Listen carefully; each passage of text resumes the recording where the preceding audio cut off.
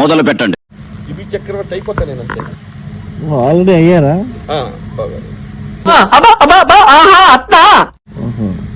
కూర్చోన్నాను బాగారు సింహాసనం మీద.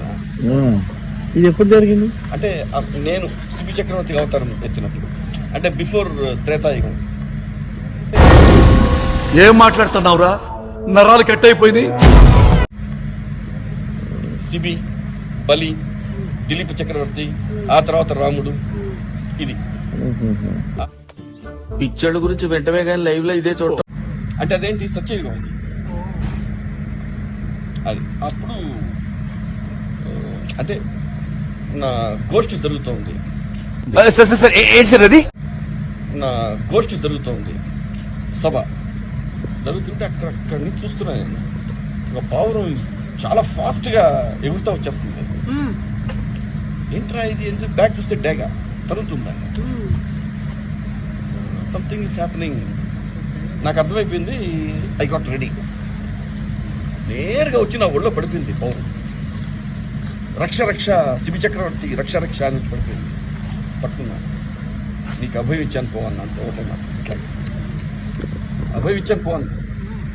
ఆ ఒడుకంతా తగ్గిపోయి నార్మల్ అయింది. కట్ చేస్తే అది వచ్చింది డేగా. నేరుగా తిందే రాబోయింది. స్టాప్ అన్న, స్టాప్ దేర్ ప్లీజ్ అంతే. అక్కడ ఆగిపోయింది. అయిపోగానే what Raja, what you are doing అంది. వాట్ డూ యూ వాంట్ అన్న. I want that pigeon please. అప్పటి కూడా ఇంగ్లీష్ ఎంత బాగా. That is my food. దట్టా ఐ థింక్ వాటో what today that's my bun butter అంది. అనగానే చూసా, వెయిట్ ఎ మినిట్. సభలో జనాలంతా ఒక్కసారి అలా నిశ్చేష్టులైపు చూస్తున్నారు అంతే. వాళ్ళకి అఫ్ కోర్స్ చూస్తున్నారు. Just you want food, that's it. Yes Raja, I want food with the same that power of quantity అంటే. Okay, I'm there.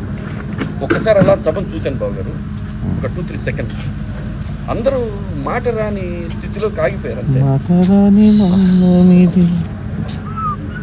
సరే ఇలా చెప్పా, ఇలా చెయ్యిలా పెట్టగానే మా సైన్యాధ్యక్షుడు కత్తందిచ్చి ఇలా తీసా. అప్పుడు పంచాయి కదా, అప్పుడు పంచి ఇలా తీసి కస కస కస కస కోసా. కోసి ఇలా తీసుకున్న మాంసం. మా సైన్యాధ్యక్షుడు కోసేటప్పుడు రాజా అక్కడ కాపండి అన్నాడు. ఇంకా లోపలికి వెళ్తే భయపడుతున్నాడు.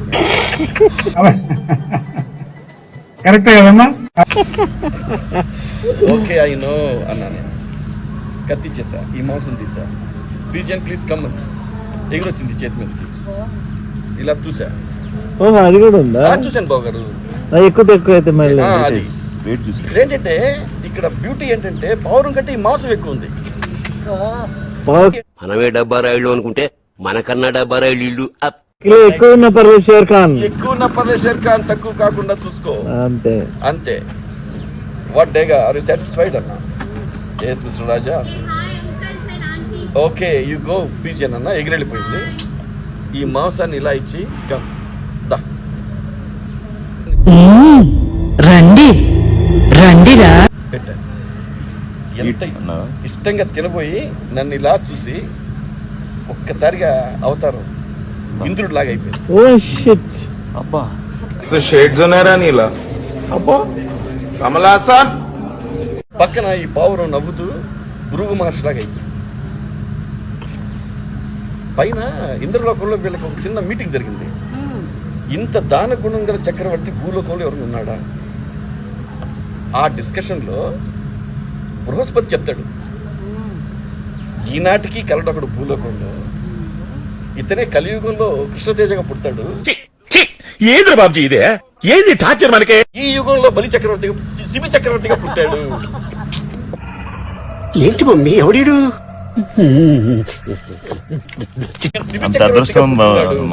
మీరు కావాలంటే టెస్ట్ చేసుకోండి.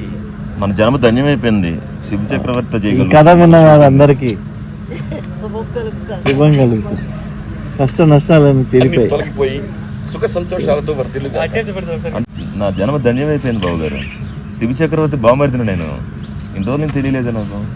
ఎంత సహృదయుడైనా అది అదృష్టం.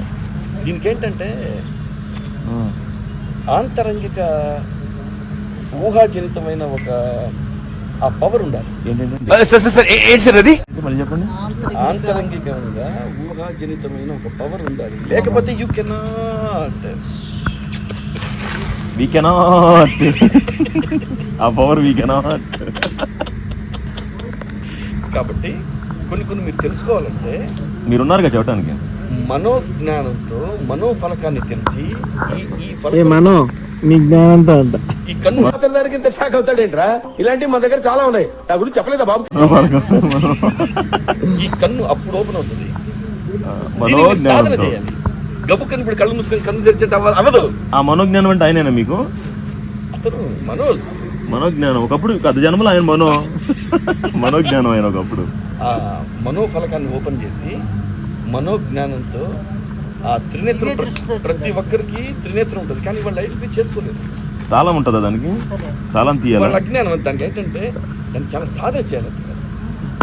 నేను ఆ శిబి చక్రవర్తి నుంచి బలి చక్రవర్తి నుంచి ఇవన్నీ అవతారాలు ఎత్తి కృష్ణతేజకి వచ్చానంటే ఏంటి, ఇది ఉంది నాకు కెపాసిటీ, జ్ఞాన నేత్రం ఓపెన్ చేసి చూడగలిగే కెపాసిటీ.